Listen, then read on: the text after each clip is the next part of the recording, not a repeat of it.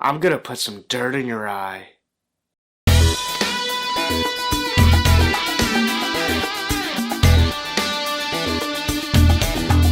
What's up, guys? So today we're talking about Spider-Man 3. I'm so excited to talk about this one. This video is a few weeks late. I saw this movie in the theaters. I'm recording it a few weeks later. I actually just saw Spider-Man Homecoming. That's how far behind I am. I've seen Spider-Man 3 in theaters, the entire Tobey trilogy as you've seen previously, TASM 1, TASM 2, and now tonight Homecoming. But yeah, I had some personal things going on in my life that I wasn't able to record, but now we're here and let's talk about it. So from what I remember from a few weeks back, Spider-Man 3, not saying it's my favorite movie. It's not my favorite Spider-Man movie. But out of all the theater experiences I've had up to this point, and I don't see it really changing in this re-release of these Spider-Man movies, Spider-Man 3 was by far my favorite theater experience out of all of them. And this is a video for another day, but I will say that after seeing all the Tobey movies, the two Andrew movies, and the first Tom movie, Homecoming Tonight, the energy level in the crowd is on such a different level for the Tobey movies, and I'm going to make a whole separate video talking about my overall arching theater experiences on compare and contrast the crowd reactions. But Spider-Man 3 was just so lit. Like, the entire environment was just such a great time. As I talked previously in my other two videos, if you haven't seen them yet, go check them out. I made a review to Spider-Man 1, and I made a review to Spider-Man 2. Spider-Man 1 was definitely more popping of a crowd reaction than Spider-Man 2, even though I do think Spider-Man 2 is better movie, but it's a lot more serious, and there's a lot less moments where you can, like, laugh at. Spider-Man 3, I knew coming into this, I was like, this could be really, really funny to see in theaters, and you could just tell everyone loved it. Like, there's so much memes. The Bully Maguire stuff is undefeated. Everything that you see online, you got to really experience it in the theaters. The crowd was just so, like, into it. Every single aspect of when Bully Maguire comes out, he starts doing the dance, and everyone's cheering, they're clapping, they're laughing, people are hollering funny things. It never took away from the movie. People weren't obnoxious. There's always that weird balance where, you know, sometimes people could be annoying in a movie theater, it can drive you nuts, and it takes away from the movie. I hate that, and I know that some of you that maybe didn't have a crazy experience with some of these movies, or maybe no movies in general, that you would hate when people shout out stuff. This movie felt justifiable for the moments that they did, and I had a perfect balance of when to cheer, when to not, when to clap, when to not, and when not to cross the line of overdoing it. But there was some really, really laugh out loud moments. And overall, what I learned from this movie is that Spider-Man 3 is just so underrated. So underrated. I made a poll recently, in the meantime, since I couldn't make any videos, of what Spider-Man movie's better. Spider-Man 3, I put the TASM movies, TASM 1 and 2, and I put Far From Home because Far From Home doesn't seem to get as much love online, same with the TASM movies, and Spider-Man 3 is critically and online kind of bashed a lot.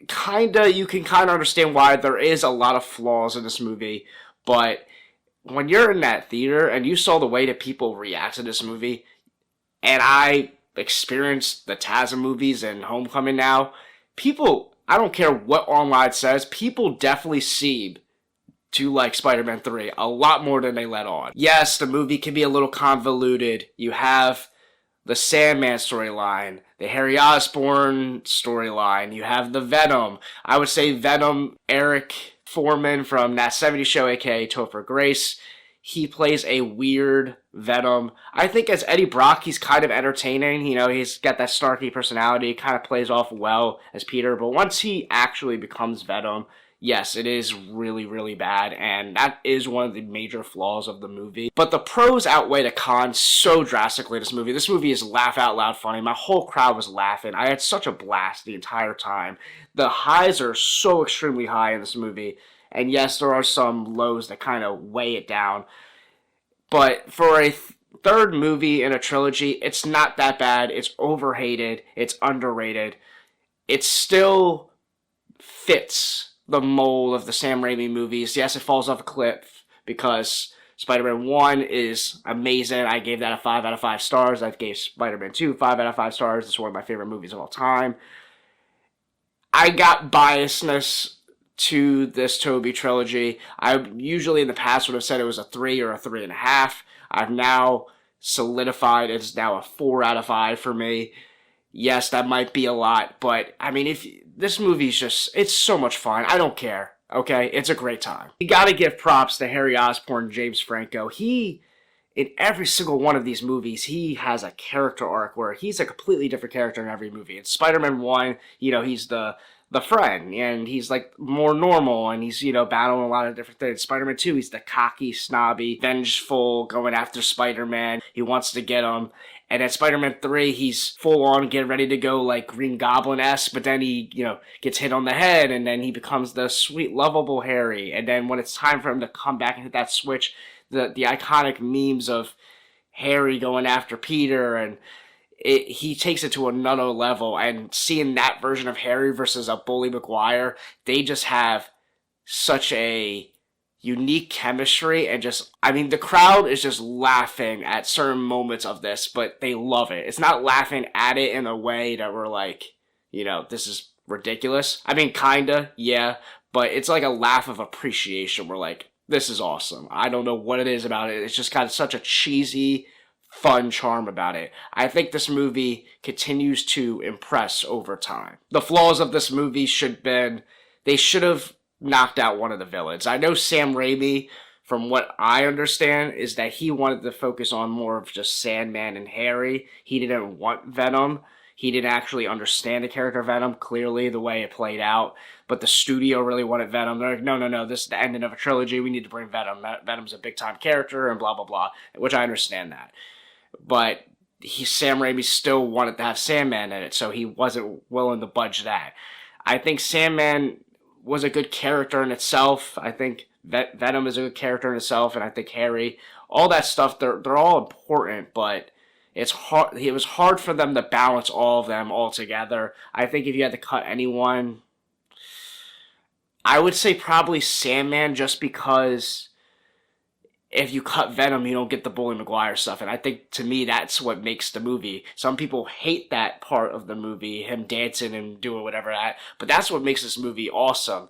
The dynamic of him dancing with Gwen Stacy, trying to show off in front of Mary Jane. I mean, that's a top 5 Spider-Man scene. Let me say also, their relationship was so toxic in this movie. Peter Parker and Mary Jane.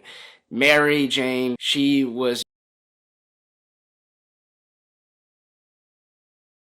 But Peter Parker is no saint either in this movie. He literally kisses Gwen Stacy right in front of her, upside down, and then acts like that wasn't a big deal. I mean, Peter, what are you doing?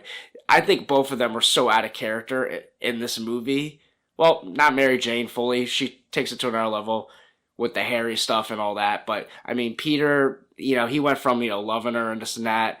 And I don't know, it's such a mixed bag, but the more and more it goes on, like, I used to, like, have more flaws about the relationship aspect of it. Now I find it kind of funny, each aspect. There's certain things in the movie, theaters' reaction to certain things where, I'm not going to say exactly what they were saying, but they said some out-of-pocket stuff during their theater reactions that, on both sides, that were like, okay, this movie's really funny to laugh at. I'm going to wrap it up. I'm not going to go on and on. I'm going to make plenty of Spider-Man 3 content and Spider-Man content in the future.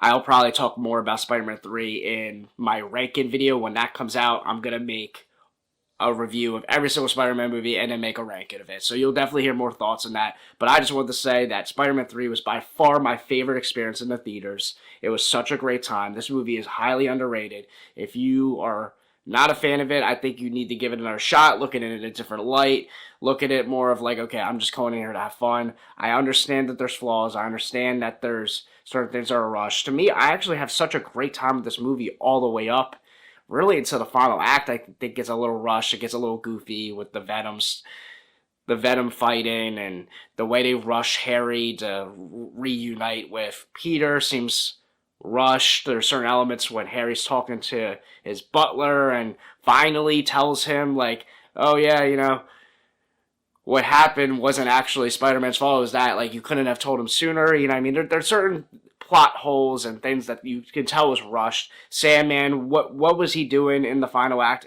Why is he even working with Venom? His whole mission was just to help his daughter.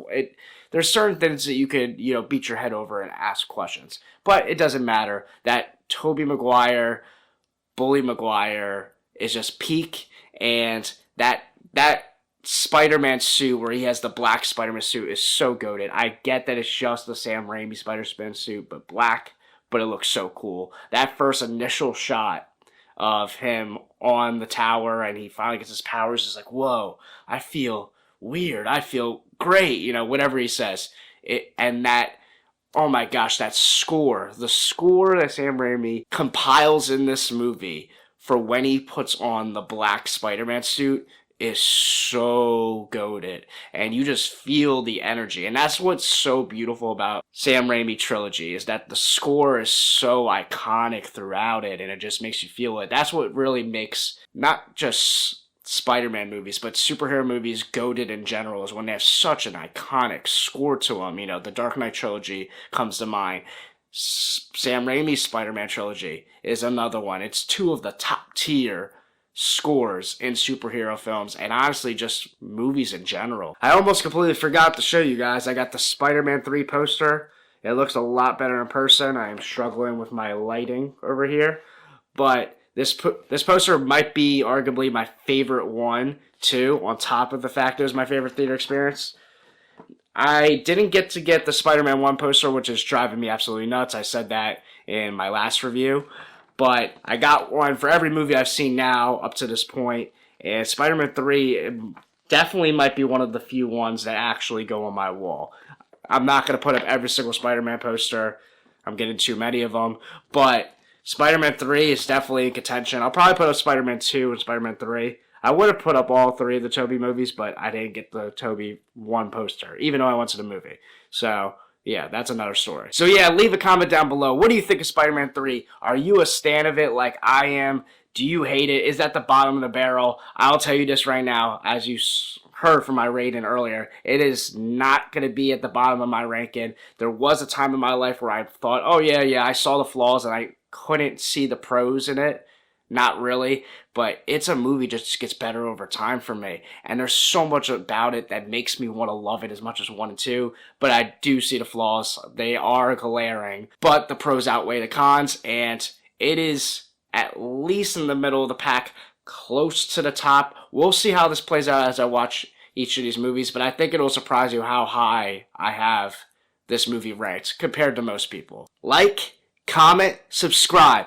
I'm out. Subscribe!